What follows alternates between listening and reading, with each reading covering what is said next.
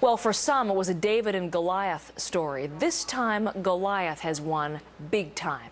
Jamie Thomas is a U.S. woman who was the first to challenge the big record companies over sharing copyrighted music on the internet. She's lost, and now she has to pay a hefty fine, $200,000. Joining me to talk about this ruling and what it means for downloaders facing the music here, our technology expert, Hirsh. Hi, Jesse. Thanks for coming in. Hello. Gave a little bit of the background there to this story, but for anyone who hasn't been following along with all the chapter and verse, give us some of the details. Well, the record company, their response to the fact that online downloads are proliferating around the world, have put out hundreds of lawsuits, the majority of which have been settled out of court for only a couple of $1,000s. But this one particular woman said, I'm going to take that few $1,000s and spend it on a lawyer and fight them and say, you know, I'm allowed to share. I'm allowed to share with my friends. This is the internet. It's not fair that you want to charge me $2,000 a song just to share music with friends. Yeah, not stealing, sharing. That's how she views it, right? Well, and that's, I think, a key ethic of the internet, that there's a cultural gap, that the music industry says it's stealing, but internet users feel this is a kindergarten ethic of sharing with friends. So this is not settled out of court. As I said, this was the first one to go to trial. She lost. What's the significance of that ruling? Well, it's a very significant ruling. I mean, right now we're in a gray area when it comes to the legality of this type of behavior. And unfortunately, this type of precedent means that other lawsuits, unfortunately, will have greater damages. They'll be more aggressive in prosecuting people.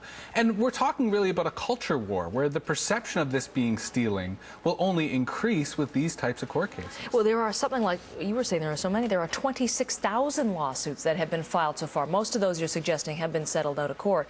But are you suggesting that based on this ruling, we'll see more of them now eventually heading to court? Well, I think that the settlement values that have been put forward by the industry will go up because they'll realize how successful they can be if they actually prosecute. Now, this is within the United States. In Canada, we've had different rulings because we have a levy on blank media. Anytime you buy a blank CD, a blank DVD, we pay a tax that gets distributed back to Canadian artists. And Canadian courts have ruled that this tax effectively legalizes downloads within Canada until there's legislation that clarifies. Because that's essentially saying, here's a blank disc, what are you going to do with this? You're going to download something onto it, right? Exactly. So this is how it works.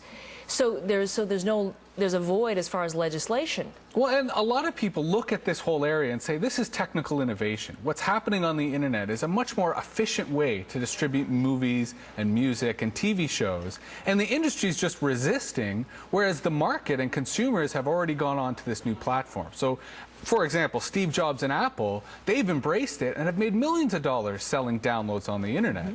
It's the other companies who are resisting that are using the courts to try to stop people. But it's just amazing because in the years since this case has been before the courts, the number of households, this is American households, who are using file sharing programs, it's up now to 8 million households, and that's in the States. So, you know, tack another million or so on here in Canada by proportion.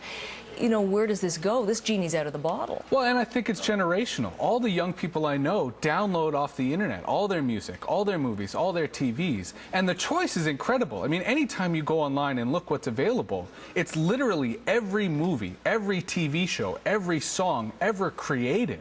That type of cultural, communicopia, that, proliferation of culture, it's too great to turn down. So anytime someone taps into that, they forget about the traditional channels and stick to that type of access to content.